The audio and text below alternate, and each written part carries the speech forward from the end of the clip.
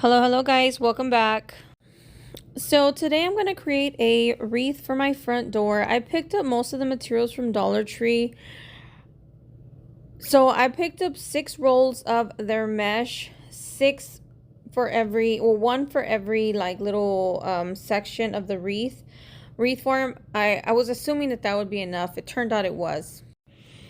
I don't prefer Dollar Tree mesh only because I feel like it falls apart really easy. I prefer to get it from Hobby Lobby, but I'm also one that I hate storing wreaths. It's just a pain in the butt. So if I decide to take this apart, I can do so. So I'm going to start here on one of the sections. I'm going to tie it off with a pipe cleaner, and then I'm going to start looping it through from the bottom, creating little loops, and then just kind of pushing them together to fill in that little section. So that is basically it. I tie it off from one section. I keep my roll underneath and just push the little loops through the bottom and then fluff it and then push it aside and just do that all the way around. The next clip, I'm going to go ahead and speed it up, but just so you can see kind of what I'm doing. Once I reach the end of this little section, I use a pipe cleaner and tie that section off. I did forget to mention that I alternate between the middle, left, and right of the wreath form.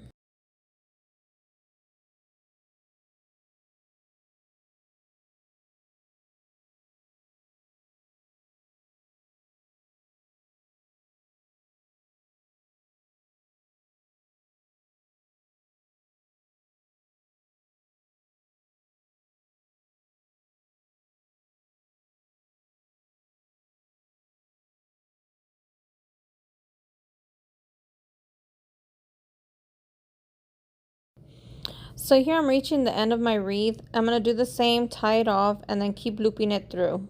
And then I'm going to tie it off on the end with the pipe cleaner.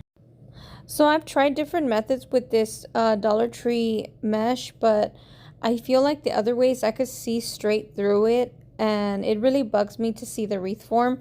So for me, this is just what works best. So this wood run here I also picked up at Dollar Tree. I'm going to give it a coat of ivory chalk paint.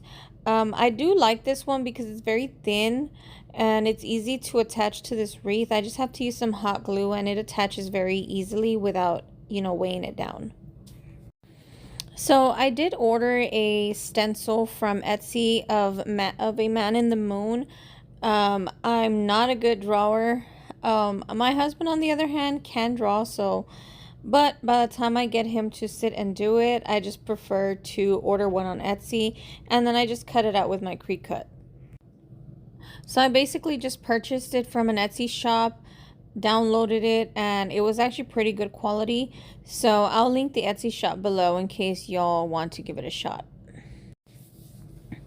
So to get crisp lines with a stencil, I usually load my brush with paint and then offload as much as you can. It's better to start with very little paint versus a fully loaded paintbrush going straight to the stencil, only because that paint will get underneath the stencil and then you'll have you won't have those crisp lines.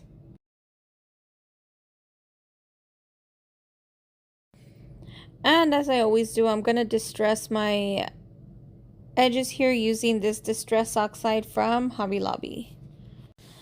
And then we'll be all done. I do end up attaching some little bats to my wreath, but I'm not sure if they will stay on. But let me know what you think.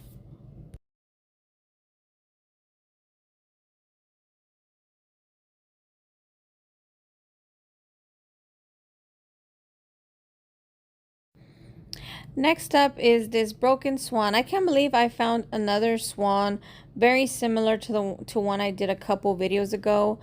Almost broken in the same spot. So I used some clay with some Titebond just to kind of create the little wing there.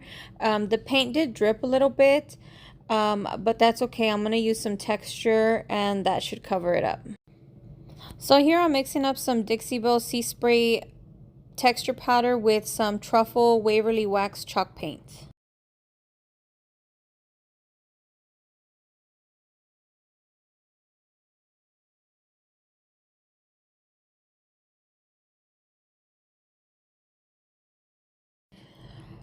So I'm going to start stippling on my paint here, going a little bit heavy so I can disguise where the glue dripped.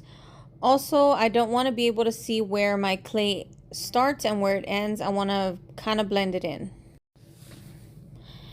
So I'm using a little bit darker colors to give it a little bit more moody look. I do want to add this to my booth. So I wanted to go along with some of the fall decor I have in there. So here I'm going to go in with the color ink from Waverly Chalk Paint. I'm going to go ahead and dry brush over this brown to bring out some of the detail.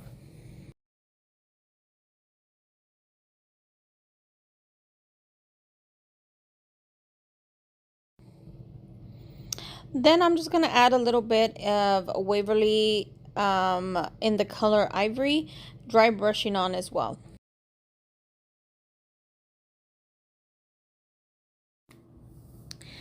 Then I'm going to use the color gold in this paint from Folk Art. I'm going to just focus on her high points. I'm not going to put this all over. Then at this point, I still wasn't satisfied with the color, so I decided to try the cinnamon technique on this.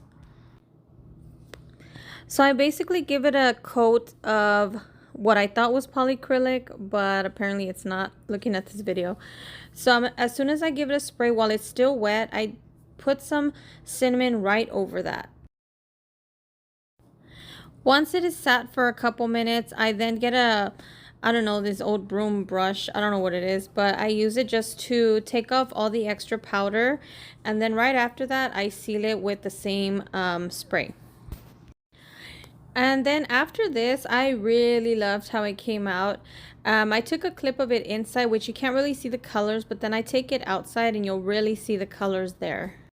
So I hope you guys enjoyed today's short video. Let me know what you think.